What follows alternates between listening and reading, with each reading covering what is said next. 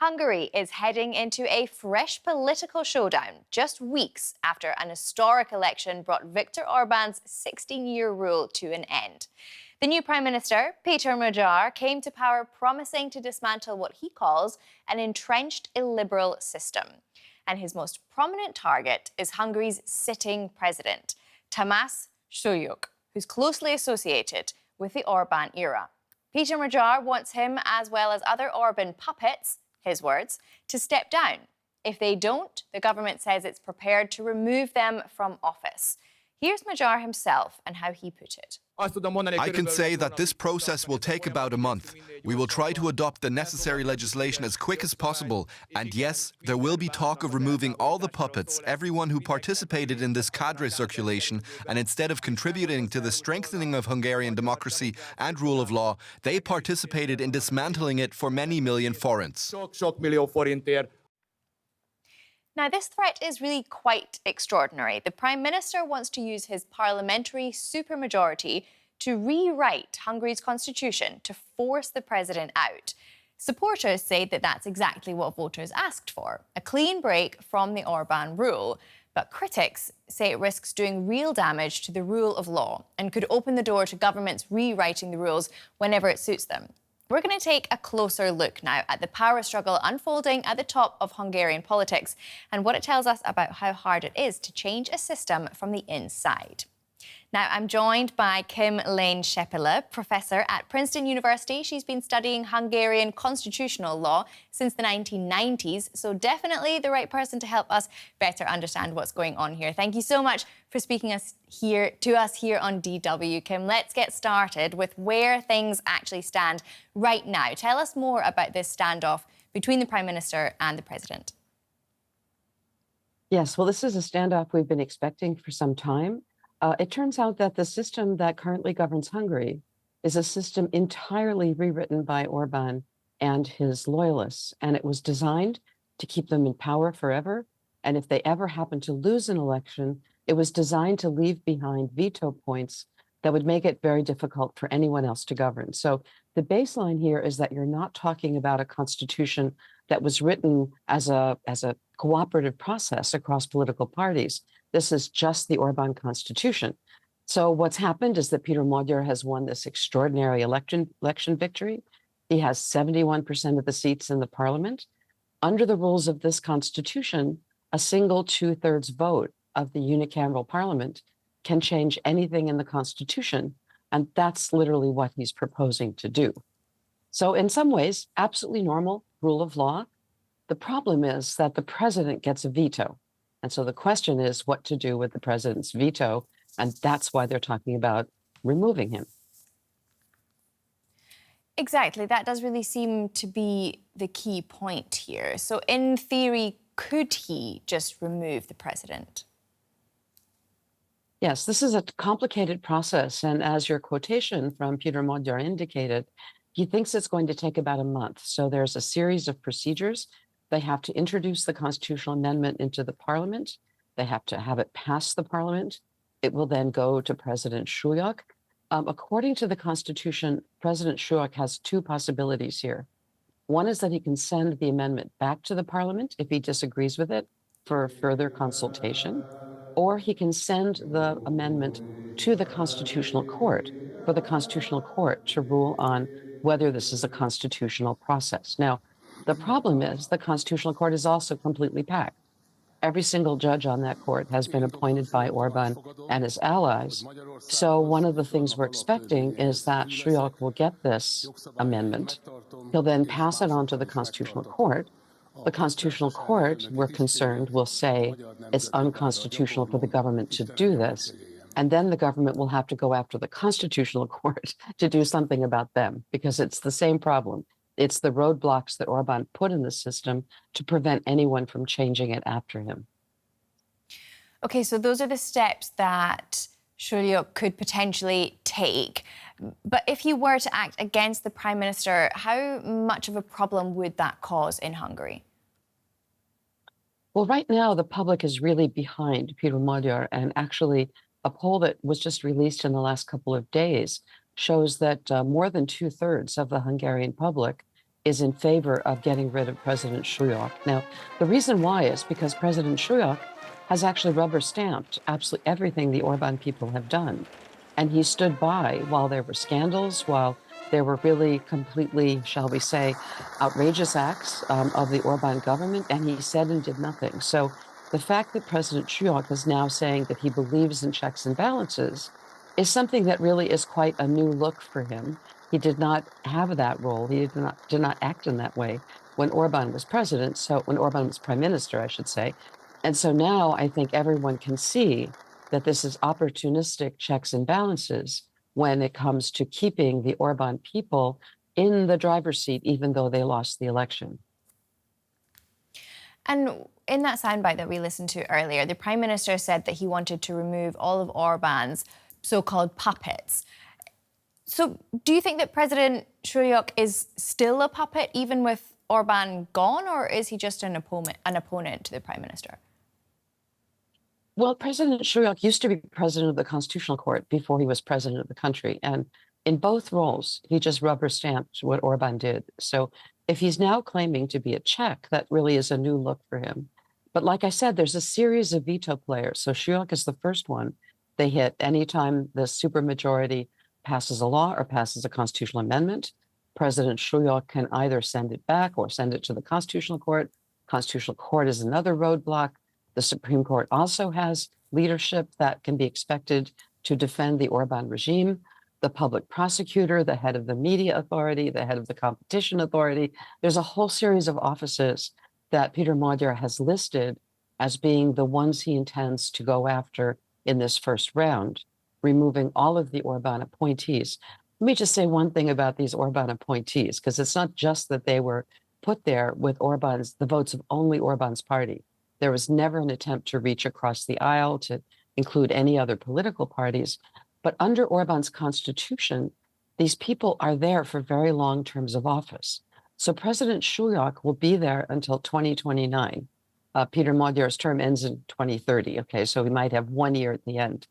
Some of these other folks, like the judges on the Constitutional Court, there are 15 of them. They serve for 12-year terms of office, and only 5 are going to rotate off in the next 4 years. So even if you just wait for the normal rotation, these terms of office are so long that one single rotation in power of an opposing government, opposing to Orban, that is, they can't do enough, to be able to make any progress. So, and that's true. The prosecutor's there for 9 years. The head of the media authority is there for 9 years. So by the time you add up all these appointments, Péter Magyar will seriously be unable to govern the country with any new political program as long as those veto players remain in force. And so that's why he's trying very early on to get public support behind removing them. I totally understand what you're saying here. Let's try just to play devil's advocate a little bit here, because Shuyak has refused to step down. And in a post on X, he said that this constitutes political patronage, thereby compromising constitutional principles. The constitutional crisis arising from this course of action would deepen divisions within society and damage the international reputation of Hungarian democracy. So, as you just said, the Constitutional Court is built from people that Orbán put there. But still, would it deepen divisions within the country and cause a constitutional crisis? Or do you think that it's a necessary step that needs to be taken? Well, obviously, the Orban people are going to object. But remember, they lost the election. They got 37%, I think it was, in the actual election on April 12th. No, April 9th. Sorry. And then, but the point is that now, when you look at Hungarian public opinion, Orbán's party only has 25% support. Now, in general, in parliamentary democracy, you want multiple parties to be represented. You don't want the majority party to just run roughshod over the other. So that's a normal parliamentary system. You would never tolerate this kind of thing. But this is a rigged system. This was a system put in place by Orbán with only the votes of his party against any wishes or any cooperation with the opposition.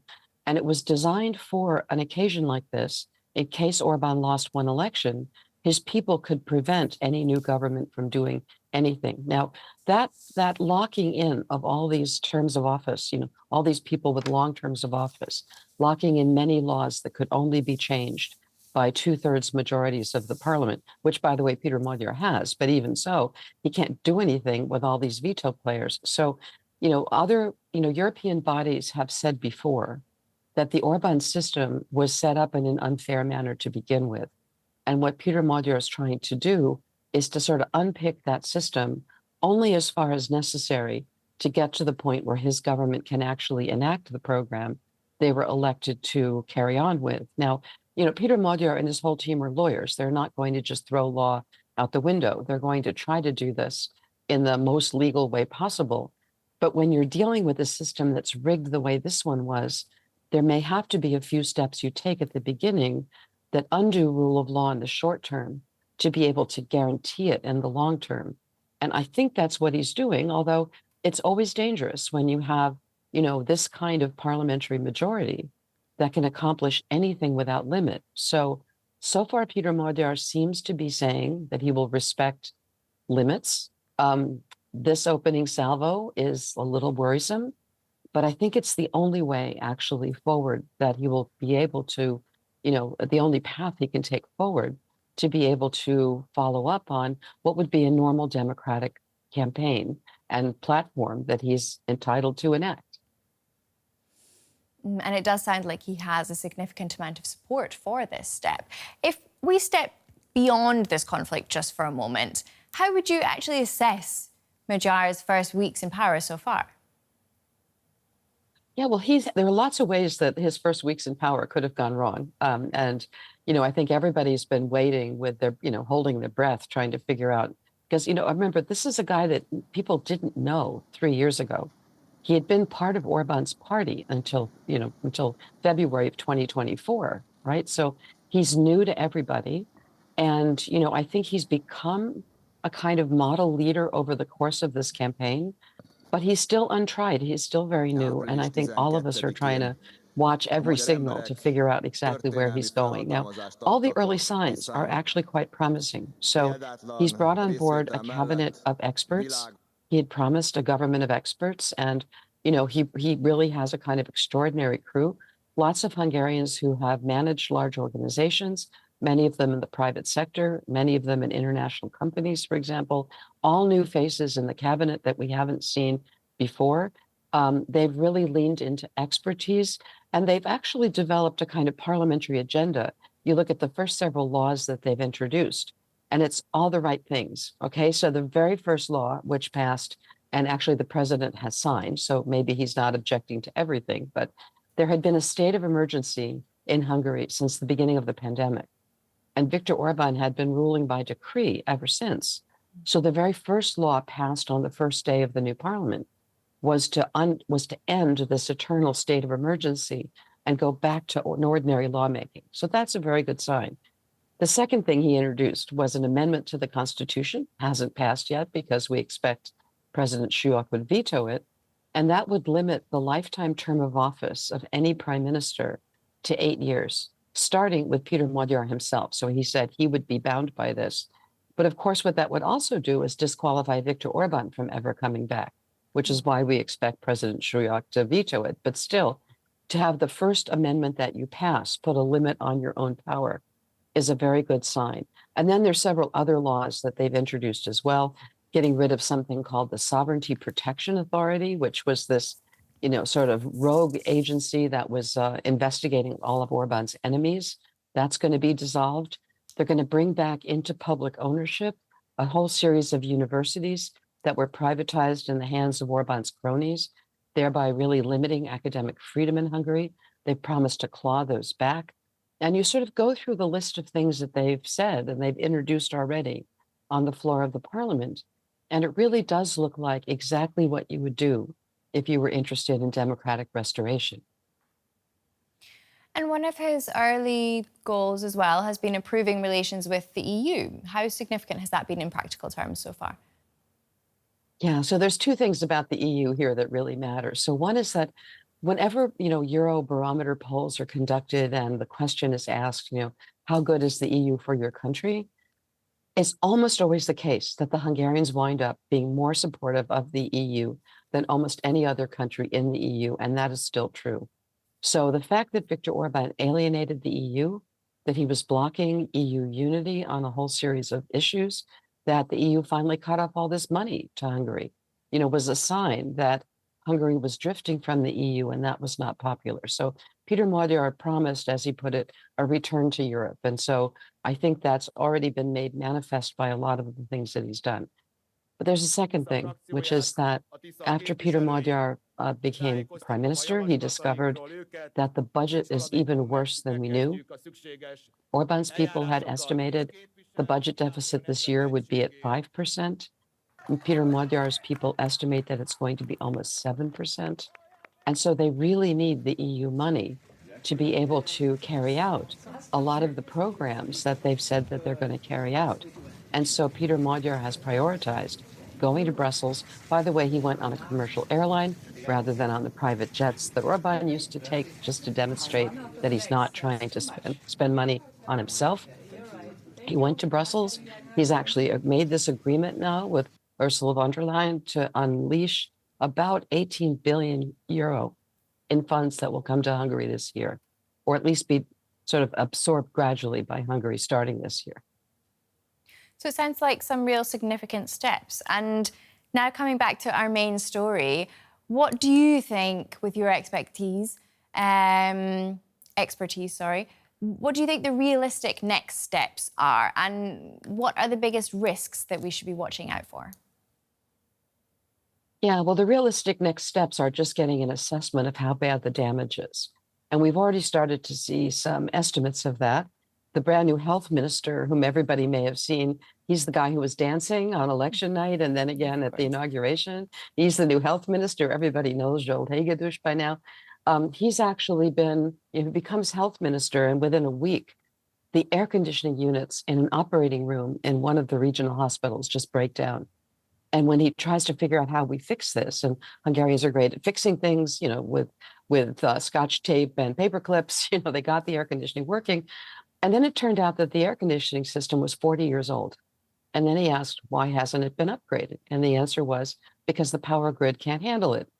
And I mentioned this example because once you look at one small problem, the air conditioning goes out, it turns out that there's the next problem, which is the power grid hasn't been maintained.